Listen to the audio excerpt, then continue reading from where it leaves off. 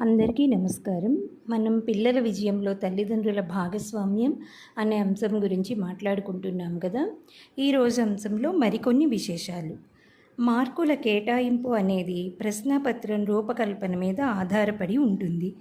ఉపాధ్యాయ శిక్షణలో భాగంగా ప్రశ్నపత్రం రూపకల్పనలో ఎలాంటి శ్రద్ధ తీసుకోవాలి, శాస్త్రీయంగా ప్రశ్నలను ఎలా కూర్చాలి వంటి అంశాలపై శిక్షణనిస్తారు. ఏవో 1-2 ప్రశ్నలు తోచిన రీతిలో పరీక్షలో ఇవ్వకూడదు. ఏ ప్రశ్నను ఏ లక్ష్యం కోసం ఇస్తున్నది ఉపాధ్యాయుడికి స్పష్టమైన అవగాహన ఉండాలి.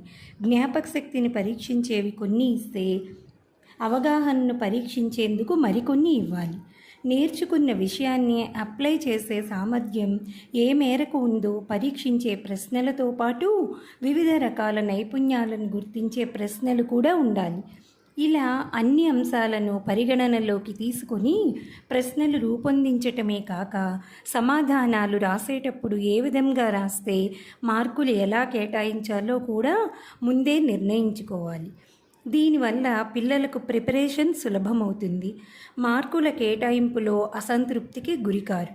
కానీ వాస్తవికంగా ఇలా జాగ్రత్తగా, శాస్త్రీయంగా ప్రశ్నల తయారీ, పరీక్ష నిర్వహణ, సమాధానాలు దిద్దటం జరగటం లేదని, పాఠశాలలో జరిగే పరీక్షలు మొదట బోర్డు పరీక్షల వరకు అన్నింటా ఇదే ధోరణి కనిపిస్తోందని చాలామంది తల్లిదండ్రుల అభిప్రాయం. తాము సరిగ్గా రాసిన మార్కులు వేయాల్సినన్ని వేయలేదని, ఒకే సమాధానానికి ఒకరికి ఒక రకంగా మరొకరికి మరొక రకంగా మార్కులు వేశారని పిల్లలు తరచూ అభిప్రాయపడటం తల్లిదండ్రుల దృష్టికి వచ్చి ఉంటుంది.